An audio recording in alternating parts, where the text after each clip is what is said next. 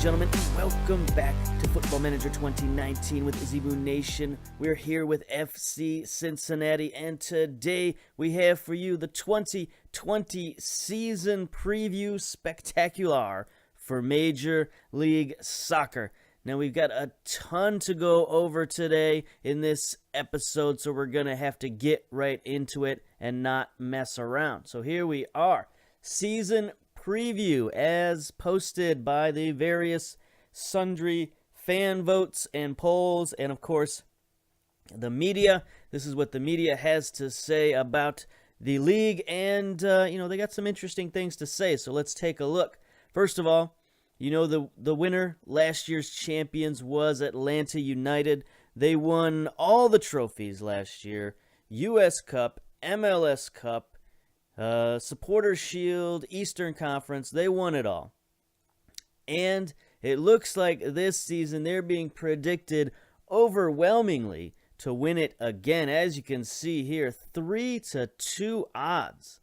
Nearly even odds to win it this year. And as you can see, 75 points they scored last year. That is a tremendous amount of points.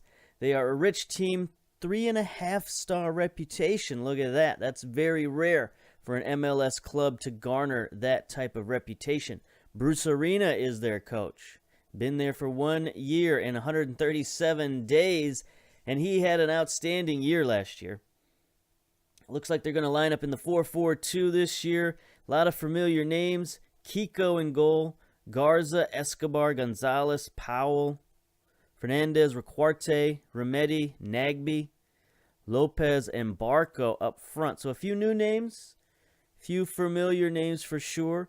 Key player, of course, is Kiko, the goalkeeper. Hot prospect, Andrew Carlton. Take a look at this young fella, 19-year-old American. Sort of a crazy photo there. He looks like, a California kid or something. I don't know. That wind-swept hair. But anyway, he's a winger of some sort, maybe even an advanced playmaker. Anyway, he looks pretty good, valued at $1.3 million. We don't have time to go through all of these players, but we can look and see, they did quite a few deals in the off season. They brought in a lot of players on a free, though, not a lot of transfer. A lot of transfer activity, but they did bring in one player, Rene Jr., Brazilian, 30 years old, box-to-box midfielder. This guy looks pretty good. He can add something to the attack in that 4-4-2 by getting forward, box-to-box midfielder. He may be 30 years old, but he's still got some decent pace and acceleration. This guy's like the prototypical Brazilian midfielder. He just has no weaknesses in his game. He can do a little bit of everything. 14 long shooting, 14 marking, tackling. He's got some passing. His mentals are very good. This guy is just going to be another weapon in that arsenal. And they got a pretty good deal for him. Only $675K, so that's not bad. Players out. Who did they lose? Well, they sent Carlton out on loan to Atlanta United 2, so it doesn't look like he's going to play there. They lost the big man, Kasper Przybylko, to Cincinnati. That's right, we stole this guy from them in the waiver draft at the end of the year, so that's fine. Then, they let some other guys go in the waiver draft. Let's see, anybody else? Did they lose Rene? Did they bring this guy in and then lose him? They did. He's not playing for Atlanta United. He's available on a free transfer. Maybe we should add this guy to our list. Anyway, wow. So it shows you what a wild offseason it's been. Atlanta signs a guy, spends a bunch of money on him, and then they have to waive him. That's crazy. Okay, so we'll see how that affects them going forward. Next up, we got Seattle in second place, coached by Dennis Hamlet, Costa Rican. He's only been there for 112 days, so he's a fairly new coach. Key player, Raul Rudias, striker up top. 29-year-old from Peru. Hot prospect Josh Wilkinson from the USA. Doesn't look like he's in the starting lineup for at the moment. Transfers, they made a couple of big ones. Brought in Will.i.am from Brazil, $4.5 million.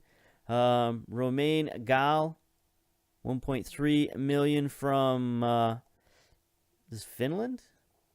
Sweden. Okay, I knew it was one of those their countries. But anyway, they made some big moves. Hopefully they didn't cut any of these guys, but we'll see. Let's see. Did they cut anybody? No, they sent some guys out on loan.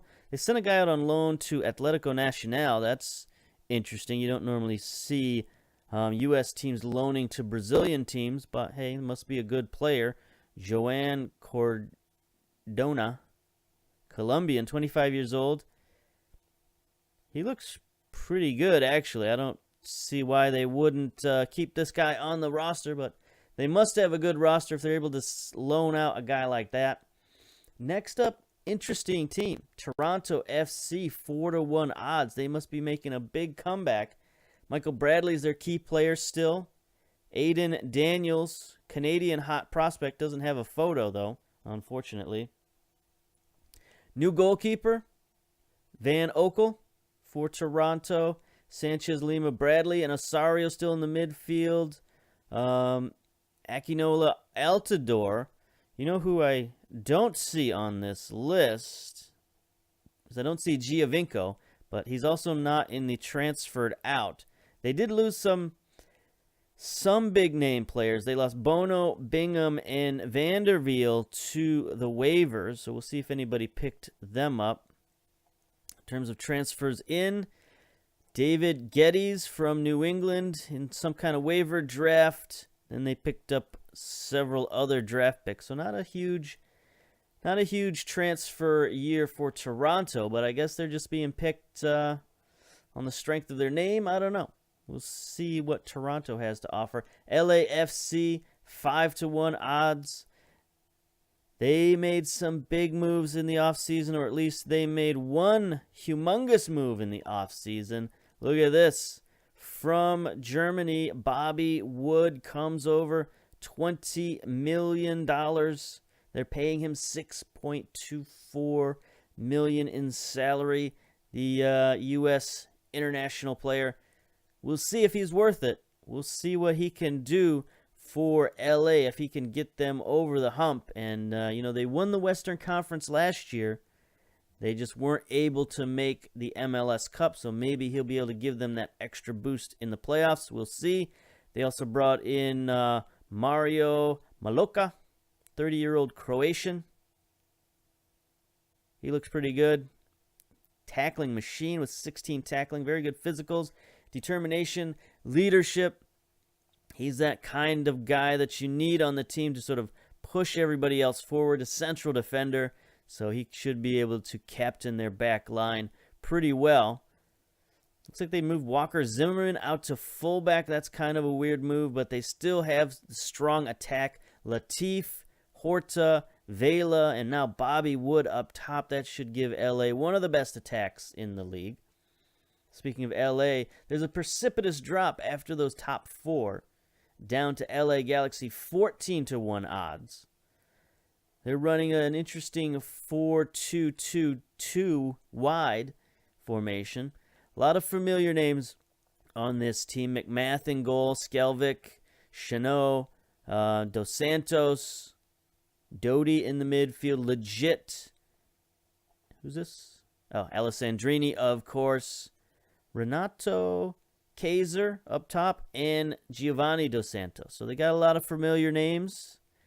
They brought in Renato for only $165,000, 24-year-old Brazilian. He looks okay.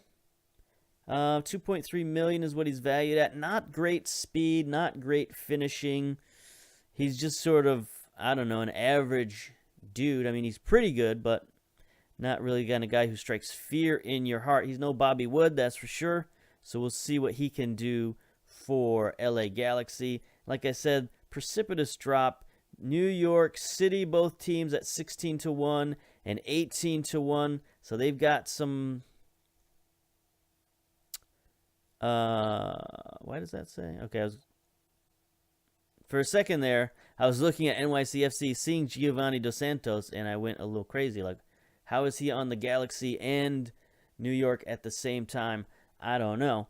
Now we get into the 20-1 odds. Sporting KC and Colorado, both, Western Conference teams. Western Conference looks like it's going to be packed this year with Seattle, both LA teams. Now Sporting KC and Colorado looking to jump up from their positions last year where they were, a little bit, well, at least Sporting KC was down at the bottom of the league. I think Colorado finished, they finished 10th in the league last year, so that's not too bad. Sporting KC, where'd they finish? 15th, so they've got a ways to go. Colorado, maybe in the standings they don't have that far to go, but on the field they do have a way to go to catch up to LA and Seattle. So we'll see how they do it. Who was their big signing? It was $550K for Patricio Romero, 26-year-old Argentinian. Looks pretty good. Nice speed, decent mentals, pretty good technicals. He is a wingback, so they're playing that wingback formation, 3 central defenders, the 2 wingbacks getting forward. So they're going to definitely need him to perform this season. And then finally, another precipitous drop. We have 65-1 odds for Cincinnati. So the top 9, well, the top 4 really are what everyone is predicting. They're saying it's going to be one of these 4 teams. We've got 2 in the West, 2 in the East. So if that holds true, if the media predictions hold true, it looks like there's going to be, tight race at the top of the league, and then everybody else is going to sort of follow behind. And then after that, the rest of the league is going to be even farther behind that, starting with Cincinnati. We'll look at our team a little bit more in detail later, but 65-1 odds, not great. Not the best odds in the world, but we are predicted to finish top half, so I guess that's good. And below us, we got San Jose, DC United. DC United has made a lot of interesting moves this offseason. You look at their incoming players. They bought Terrence Boyd for $725,000, Theo Pellinard, $250K, and Juan Alejandro Mahicha for $44K. Looks like all of those guys are going to be playing for him. Yep, he's contracted to DC United. Got to check this now. Make sure these guys are still contracted. DC United and Boyd, 29-year-old American coming back home. He looks pretty good. 16 heading target man. Good jumping reach and strength, determination. He definitely looks like an MLS-type striker. Big guy. Get him into the box and throw a cross his way and let him head it in. That was, Atlanta had some big success last year with that, and maybe other teams are going to try to copy them. We'll see. There we go, DC United. Then we start falling off a little bit. 80-1 odds for FC Dallas, although they have brought in some good players. They've got Jose Aja there on the defense. They brought in Oscar Cabezas, 23-year-old Colombian, valued at $1.5 million. Pretty good physicals. Big, strong central defender. So he can shore up that defense for Dallas and see what they can do going forward. They got Roney and Urruti. Marloni is pretty good. So they've got a pretty good attack. If they can just, get that defense working, they could definitely make a push. And then another huge drop from FC Dallas, 80-1 odds. Houston, 200-1 odds.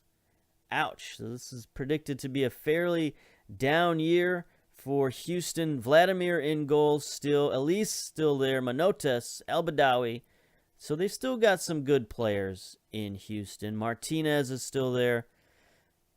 They didn't really make any big moves in the offseason, just bringing in some draftees and some free agents. Pablo Mina from Deportivo, 34-year-old Colombian. Oof, I don't know about this guy. Goalkeeper, He's a little old. I don't know. Is he going to be their starter? No, Vladimir's going to be their starter. They brought in Dave Romney on a free, so they're going to add him to their defense. He's going right in the starting lineup, so defense could be a problem again for Houston. We know Houston can score. Their problem traditionally has been defense, and it looks like that might continue. Portland, Minnesota as well. Down here at 250, 300 to 1. New England, this is the shocker. 350 to 1 odds. I think New England's going to be the surprise of the league if this is what people's opinion of them are. I think they look very good, very strong. They've got a good attack up front with Aguilar and Rowe. Their defense seems pretty strong as well. I mean, maybe Turner's not the greatest goalkeeper in the world, but I think he's only valued at $425,000. But I think the rest of the team is pretty strong. They didn't make any big splashes in the off season in terms of, bringing players in or out. But I just think I played them a couple times this year, and they're doing well in Champions League, and they just look pretty good. Then we got the bottom of the league, and the bottom of the league is expected to be pretty deep and pretty wide. 7 teams at the bottom of the league at 1,000 to 1 odds. Starting with Columbus. Columbus is one of those teams that you look at them on paper every year and you say, well, they don't have any huge names on the team. They don't have any big signings or anything like that. But with the right team and the right philosophy, we saw that in the real season that Columbus can definitely compete. They can play with any team in the league. Got a very good midfield with Trapp and Artur. They still have Zardes up top, Santos, Miram on the left wing. Justin Miram, 31-year-old Iraqi midfielder. That's interesting. Again, they didn't make any big signings. They did get Nick Hagelin from NYC in the draft, the waiver draft. Free transfer, Kyle Scott, 22-year-old Irish. He looks okay, but nothing spectacular. They didn't really lose a lot in the offseason either, so we'll see what Columbus does. Philadelphia, another team that's sort of, they should be better than this with the attackers they have with Akam and Picot, Bedoya. I mean, they should be much better than this. T. Derrick in goal, not familiar with that. One signing was Guillermo Romeo. Sure, Guilherme Romeo, 22-year-old Brazilian. He looks pretty good. He's got that pace and acceleration. Everything else is sort of average or above average, so he could be pretty good. If he's got some potential, he could be pretty good. We'll see if he can help Philadelphia reach higher than 19th in the league. Last season, they were 20th, so that's pretty much where they finished last year. Then we got Real Salt Lake, Chicago, Montreal, Orlando, and Vancouver predicted bottom of the league. There we go. Let's see. What moves did they make? Why are they predicted so low? They picked up a couple of players in the offseason for very, very small deals. Look at this guy. I've never seen a transfer so low. Denner, 3.1 thousand. 25-year-old Brazilian. Yeah, I mean, he's just super average. Inside forward. But for 3.1 thousand, you'd think you'd just go out and get a guy on a free rather than pay that. But anyway, their other moves, again, don't look tremendous. This guy looks pretty good. 30-year-old Cameroonian, Tony Tchani, central midfielder. So we'll see. We'll see what they do. Did they lose a lot of guys is the question. Lagerwood, Guillermo Pereira. They lost some players, but I don't know. We'll see. Last year they finished 18th, so they're predicted a big drop for Vancouver. We'll see. Maybe they just put them in alphabetically. No, Real Salt Lake is there. Okay, so there was some predictions behind this. This wasn't just alphabetical listings. But anyway, there's a really brief overview of what happened in the offseason. Now, I guess we can look real quick at the Dream 11, and then we got to look at the transfers because there was a lot of crazy transfers this year. Kiko, of course, in goal in the Dream 11. Romero from Colorado. On the left-hand side, Juan Fran, 35-year-old fullback from Columbus. Come over from Spain, valued at $350,000. Looks like they're predicting Michael Bradley to drop back to central defense. I don't know that that's going to happen, but sometimes it happens when players get older. But I don't think that's going to happen for Bradley. Same thing for Juiceley, predicting him to drop back. Probably not. Now, the rest of the midfield is some pretty memorable names. Ladero, Dos Santos, Barco, Vela. Everybody should know those names. And then a couple of new names up top here. Rudiaz, 29-year-old striker from Seattle, and Vieto, 26-year-old striker from NYCFC, taking over for David Villa. Looks pretty good. First touch, dribbling. Maybe he's more of a winger than a striker, but I guess he can play a little bit of striker too. Yeah, he can play striker just fine. But to me, I'd rather play this guy out on the wing with only 13 finishing, 13 composure. I mean, that's pretty good, but I think he'd be more dangerous out on the wing. Anyway, a little bit of hope there for NYCFC. They got a pretty good attacking player no matter where they put him. Now, when it comes to transfers and things like that, there were a lot of weird things that happened. Let's go up here to the transfer activity. So, for the most part,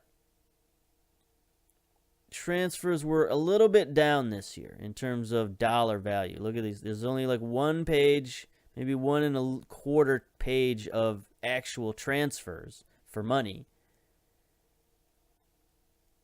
You know, the big move, of course, was Bobby Wood. Seattle brought in Will.i.am, who I like to call him. Cincinnati made a big sale, $3.6 million to Santa Fe. But for the most part,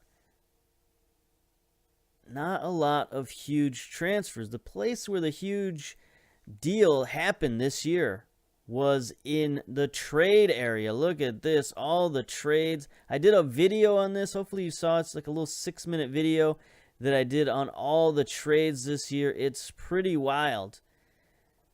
I mean, look at all the trades. There's just page after page of trade. I haven't seen this before in MLS where the trading was just this vibrant and this just this much value flying around. And the reason is that MLS injected some cash on top of the cash that they normally give teams. So when teams, you know, let's say they win the MLS Cup or they qualify for the Champions League or whatever they do, they get allocation money from MLS. When they trade players in and out of the league, they get allocation money, things like that. But the league on top of that has added even more, like over $1 million per team per season for the last 2 seasons. So all that money is getting traded around, and it has led to some very, very wacky and wild things. You know, look at Atlanta United trading away Chris McCann, Tyler Derrick. They let Pedro Bortoluzzo go on a free to Cincinnati, who then had to waive him because we didn't have roster spots for him. And that's just how it's happened this year. This year there's been so many deals going back and forth that I think teams have lost track of what they're doing, including myself. Now we can get to our own transfers real quick because I don't think I can really go over all of these transfers in any sort of detail. But the one thing to note is that how much allocation money is being thrown around. Look at this. FC Dallas trading Matt Hedges and Kyle Zobek to Portland for $2.2 million in general and $1.2 million in targeted. You know, there's $1.5 million in targeted, 1.6 in general, and 1.2 in targeted up here. $7.25 million in general allocation money from New England to Colorado for Marlon Hairston and Courtney Ford. Huge numbers. Never seen numbers like this before in my whole life. And it's been a pretty wild offseason. So let's get to our own transfers here real quick. We're still looking at players. I don't know that this deal is going to go through, but we're still looking at various players. So here's our transfer history for the most part. Only one real transfer. Curtis Tilt from Blackpool. Brought him in for $750K. 28-year-old Jamaican. Valued at $1 million. Central defender. Really wanted to bolster our central defense this year, so we made several moves. We had a couple of draft picks. Only 3 draft picks. They were all first-round picks, though, but it wasn't a very good draft. Hopefully you saw the draft spectacular where we looked at these guys. Adam Blackman, the right back, 22 years old. Paid at $1.2 million, but he's just, he just sort of not what we're looking for this season.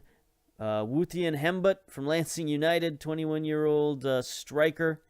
Again, he's pretty good. He's got some interesting skills, but not really a game-changing sort of guy. Same with Steve Kobian, central defender. Again, we drafted 2 defenders in the Super Draft. He's a pretty decent player,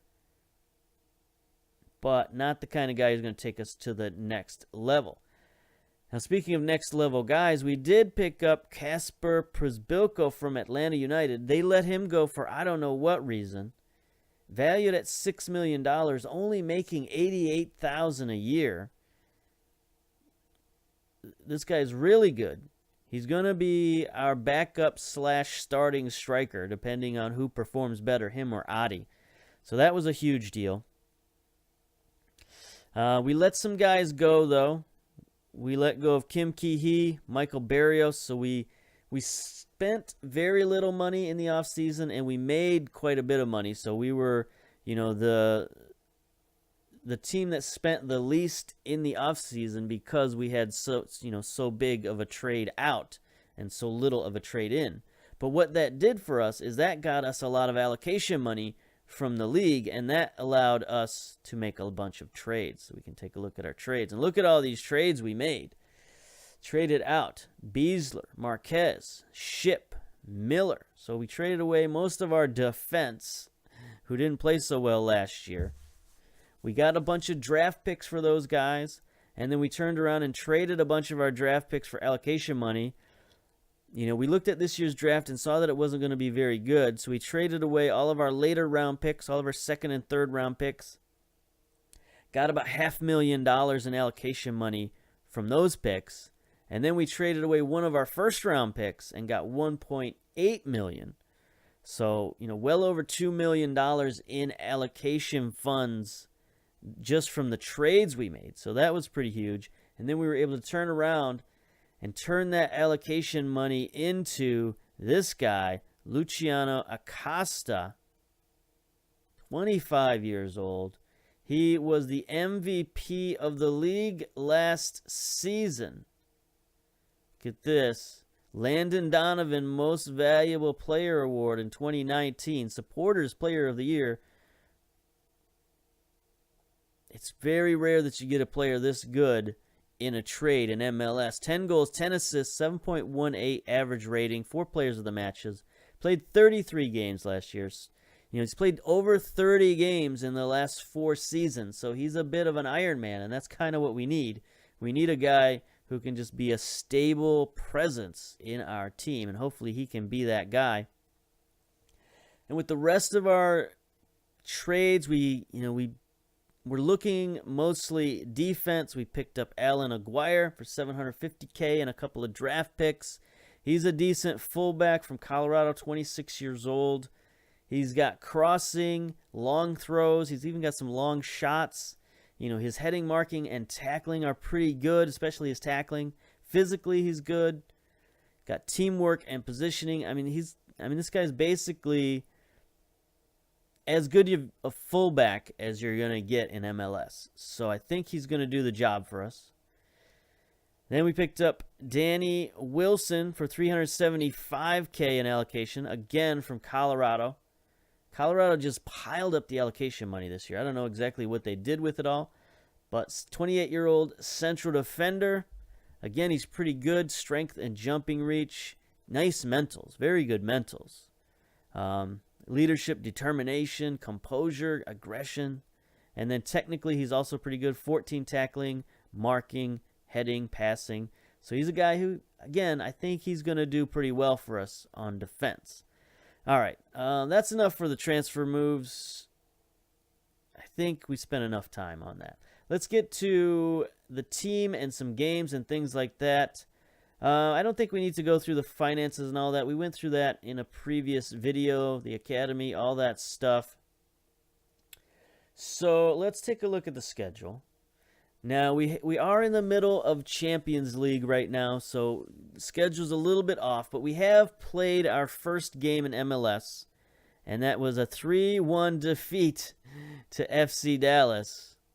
This was not quite what I was hoping for to get off to a good start. We did, we evened it up early, but then some of our bad habits from last season came back to bite us. We'll watch the goals and just sort of commiserate here with what happened and what happened last season. Last season we gave up a lot of goals. We gave up far too many goals. And I sort of kept the tactic the same for this game. And there we go. There's Marloni just beating our defense on the back line. Here's Akechi tying it up with a tremendous free kick. That was outstanding. And then here they are, Marloni to Urruti. Good tackle, but goes straight back to Marloni. Again, Roni beats our fullback, beats our goalkeeper. And then finally on a free kick, Roni heads it in. Not great. So, those goals scored against us, they weren't necessarily because of like the high line and the high pressure that we play. But they were more, I think, due to just having so many new and different players in there. We didn't play very well as a team, so hopefully we can rectify that. But I think for the season, we're going to change things up a little bit tactically, and we're going to try to do things a little bit different from last season. So let's take a look at our tactics here. We're going to have two tactics. We're going to have sort of a higher tactic and a lower tactic. Still in the 4-2-3-1, and then we can drop back, for the third tactic, we'll have the 4-1-2-3 if we feel we really need to go defensive. But we are going to play a much more central line here and not go quite as high, tight marking, all that stuff. We're going to play a little bit back. We're going to try to do a little bit more counter-attacking, less counter-pressing. We're going to try to regroup and stay solid defensively. In possession, we're going to try to be more disciplined with the ball, less throwing it all over the park, taking all those shots that just go wide and don't really do a lot for us. So, a little bit more conservative this season and see how that goes. If it doesn't go, we can always switch back and go, all out attack. But for now, we're still going to have attacking mentality. Actually, the mentality for this tactic is balanced. But for the most part, when we have our players in there, we're going to have the attacking mentality. But for today, it's going to be standard mentality and see what happens. So the reason for that, the reason that we have this lineup in, where you can see we don't have a lot of our starters in today and we're playing a less aggressive tactic, is because of the schedule. The schedule is very packed. We do have Champions League coming up in a couple of days versus Chivas. So that's going to be a big, big event. But we have to play Colorado first, and then in between we have to play Minnesota. So we're going to play a lot of reserves today. Let's get to our matches here. Houston versus Philadelphia. LA versus Chicago. DC versus New York. Portland, Orlando, San Jose, Toronto, Real Salt Lake, Montreal. Vancouver, Atlanta. See if Atlanta can start the season out on a win. FC Dallas versus Columbus. Minnesota, Seattle. That could be a big game to start the Western Conference. Sporting KC, New England. That's also a big cross-conference game right there. Both those teams are going to be, I think, wild cards in their conference. So we'll see who's going to be better there. So let's get to today's matchup versus Colorado. Patrick Lee injured, out for 2 to 3 days with a hamstring. That's no good, but we had planned on playing our young defenders this year, and that kind of went out the window when I realized we were in Champions League. We needed some more veterans. We need some players who can play with the Mexican League teams, and that means they have to be a little bit more skilled and be a little bit, have some better mental awareness and acuity than our youngsters have. So went out, got some veterans to play in Champions League, essentially. So our roster's a little bloated this year with high-priced veterans. Normally, I like to have, a more younger team, hungrier team, I guess. Team that is growing rather than a team that's just come in and sort of a mercenary type team that you throw together. So this team, I feel, is a little bit mercenary, kind of like last year's team where we just drafted all those guys. Now we've brought all these guys in on trades and things. So we might not have that team cohesion that I like. We're going to see about that. But no offers for 2 players. Okay. We're going to see about that. But hopefully we can come together at some point in the season. Anyway, I'm rambling now. Let's just get to the game. Here we are. Colorado versus Cincinnati. Colorado 6-4 favorites. We're in strong position right now because we've played those Champions League games, so that's good. Lots of players ineligible for this game. 4 for each team. Patrick Lee doubtful. Patricio Romero also doubtful.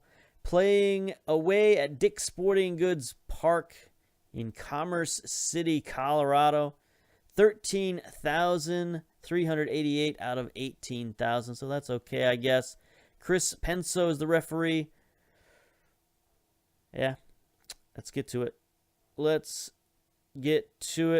Submit the team. We've already put in, like I said, we've got our reserves in.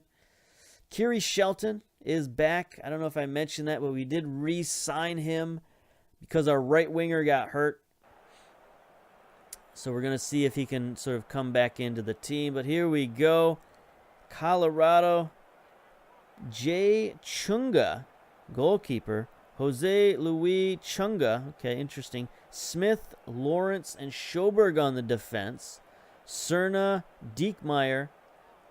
A lot of interesting names. We don't really play Colorado that often, so I'm not really familiar with these players much at all. Chara, McKenna, Price in the midfield, Calvert, and Diego Gonçalves up top. 2 appearances, 2 assists.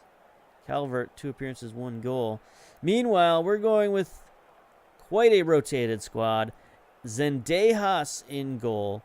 Stevenson and Klute at the fullback. Stevenson, rookie, making his debut. Actually, no, he was a draft pick last season, correct? No, he came from our academy last season, making his debut. Tilt, the player we got from Blackpool, coming in. Richards, the young 19-year-old.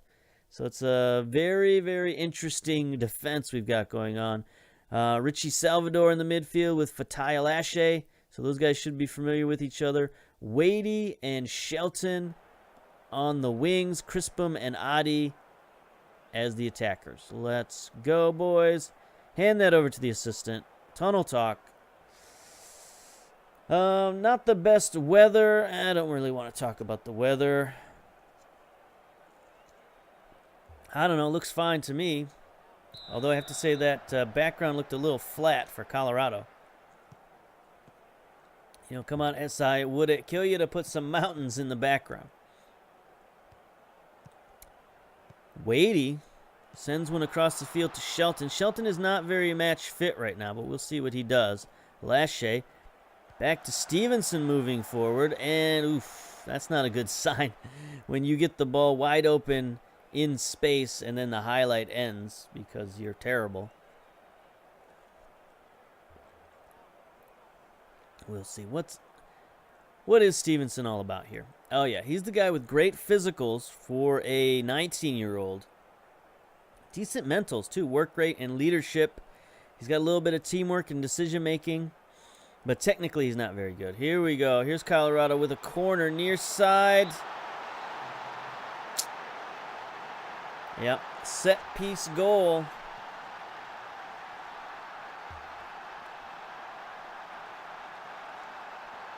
Now, I know there was a patch.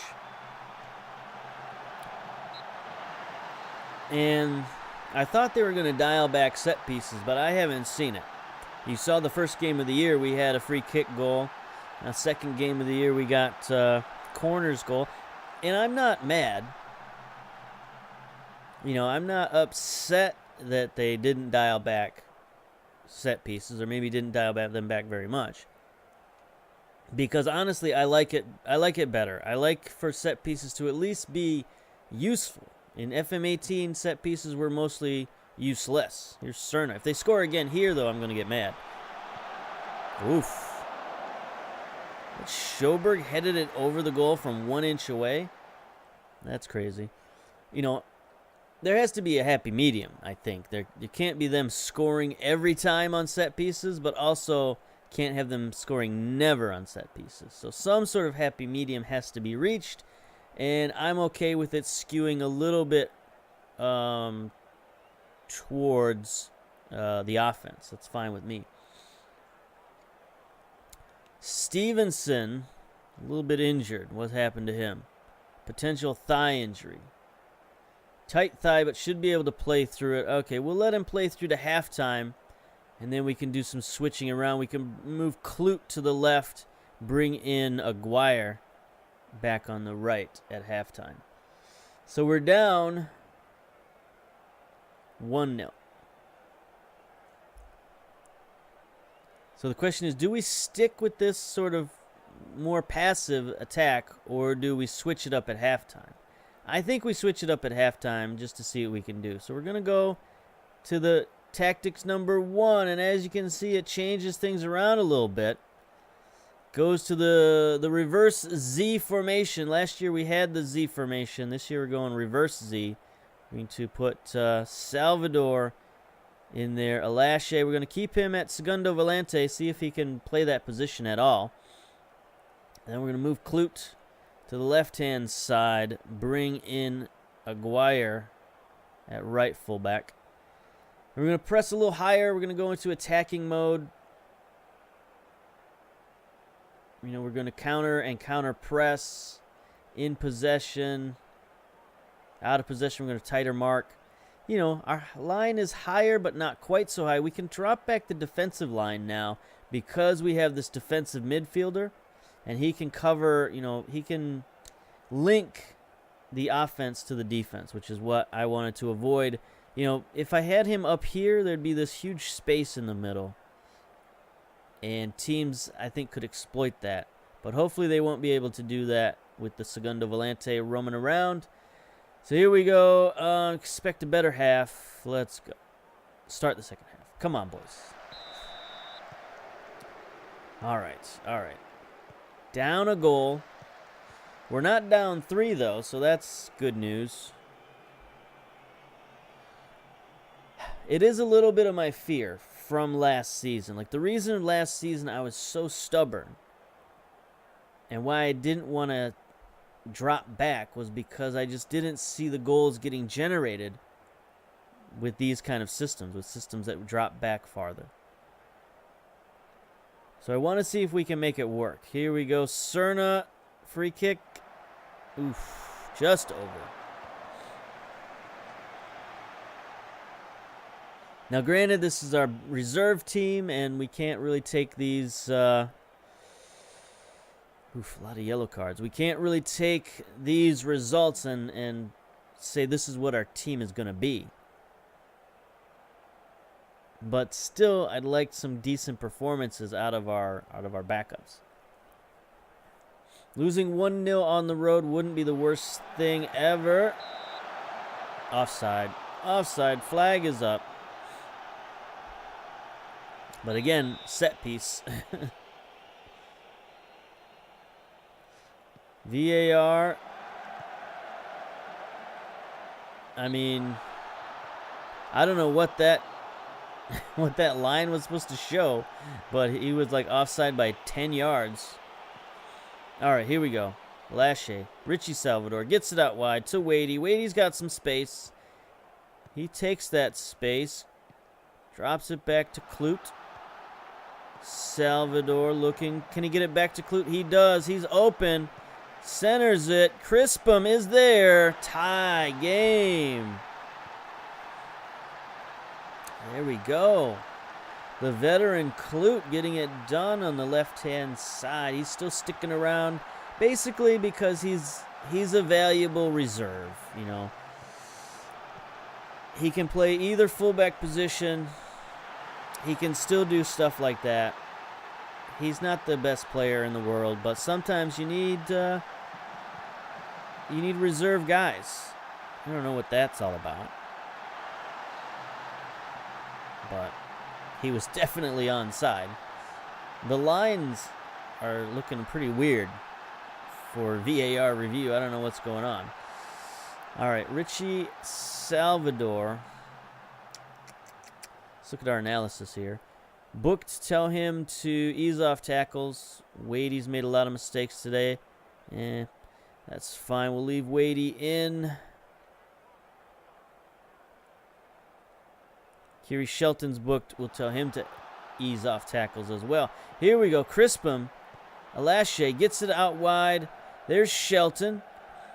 He loses the ball on the baseline, and Cerna is going to recover. Nope. See, there we go. You know, even though we don't have the high line, we're able to keep possession. Clute again sends it into Shelton. This time Shelton fires it off the post. Cerna clears it. And Barnes is going to start the counterattack for Colorado. He's defended well there. Trying to slip it behind the defense, and they can't. So there we go. Good play all around. Here's Wadey now. Free kick.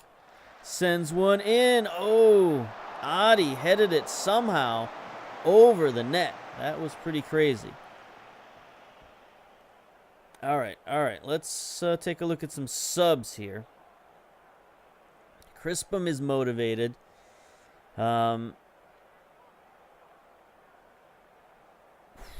Who should we bring in? Here?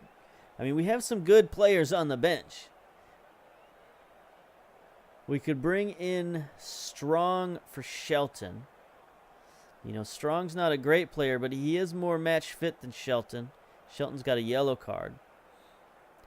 We could bring in a Akechi in the midfield for Salvador. That would be a huge boost there.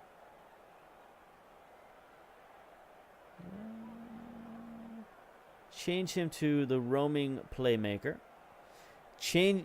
That just changed our midfield dynamic pretty drastically right there.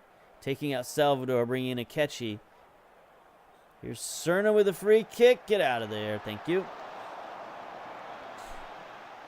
So we'll see with these last few minutes, see if Akechi can come in and do something. Here it is. Throw in. Clute. He's not the greatest throw-ins, but he gets it to Crispum. To Wadey. Akechi. Lachey. Is he going to take the shot? He does. Ooh, just wide. Just wide. 3 minutes of stoppage time. I mean, a 1-1 draw with our reserves, I'll definitely take that. 2 minutes, 2.5 minutes. Last highlight here, 15 seconds to go. Clute to Crispum. Heads it onto himself. He had Adi, but Adi stopped running. Gets it out wide to Strong. Strong's cross is blocked. And there ends the highlight. All right, I'll take it. 1-1. 10 shots, 4 on target. 12 fouls, 56% possession. I think we're going to be a possession team again this year. But it was okay. I'm okay with that performance. What a comeback, great effort. Sure. On the road, I'm happy with that. All right, so not a great start to the season. 1 loss and 1 draw. But our focus for the early part of the season is Champions League. That's where we want to put all of our attention and all of our effort. Playing Chivas next, so we're going to come back for that. We'll continue our little Champions League run, and then we'll move on into the Major League Soccer season for once we're out of the Champions League, then we'll switch our focus to MLS. But for now, it's going to be Champions League. So until next time, we'll see you later. Bye-bye.